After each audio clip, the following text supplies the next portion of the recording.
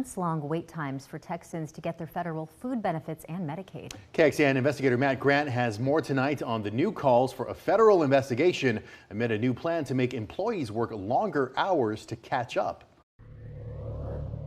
I've been urging the federal authorities to do something about it, and they simply haven't done enough. Democratic Congressman Lloyd Doggett of Austin wants a federal intervention. On Monday, he sent this stinging letter to the Centers for Medicare and Medicaid Services, calling its response to Texas's month-long Medicaid delays woefully inadequate, writing, "Each day of delay causes further harm to the most vulnerable and marginalized Texans, most of whom are children and communities of color." The kind of people we're talking about, someone who just got a cancer diagnosis, someone who has diabetes, and they don't have health insurance, and they learn they can qualify for Medicaid.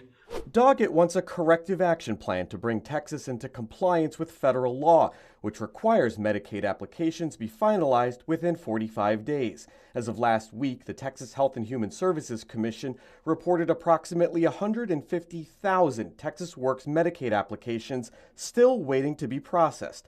And according to this internal HHSC email Doggett's office obtained, it's taking around 120 days before some applications are even looked at. That's nearly 3 times the federal standard to process Medicaid applications and 4 times the standard for food benefits. To cut the backlog, the memo touts a holiday overtime blitz called the 6 Days of Merry Service Challenge. The goal? Trim the time to start processing applications to somewhere between 50 and 70 days. Their goal, as stated there, is to be out of compliance again with federal law, to be in violation of federal law, but not as badly as they have been in the past. That's just not the goal we need. From now through Saturday, employees are encouraged to work 15 hours of overtime or more.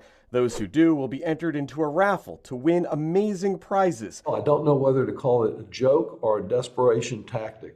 This, in addition to an already mandatory 20 hours of overtime a month, started in 2020, part of a corrective action plan then to cut the federal food benefit backlog in Texas. And it's really insulting to the many people that are out there that need access to a family physician that shouldn't go hungry because of indifference at the state level.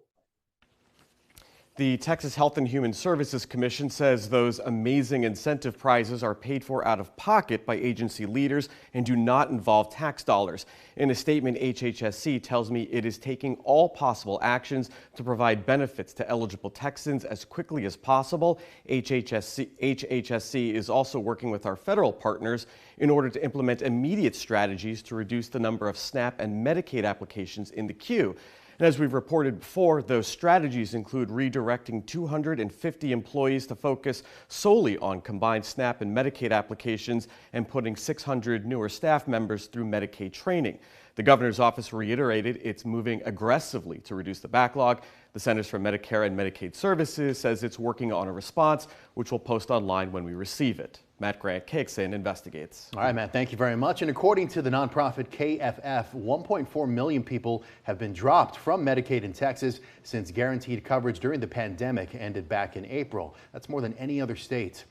HHSC says it meets with federal officials on a regular basis to discuss the end of continuous Medicaid coverage.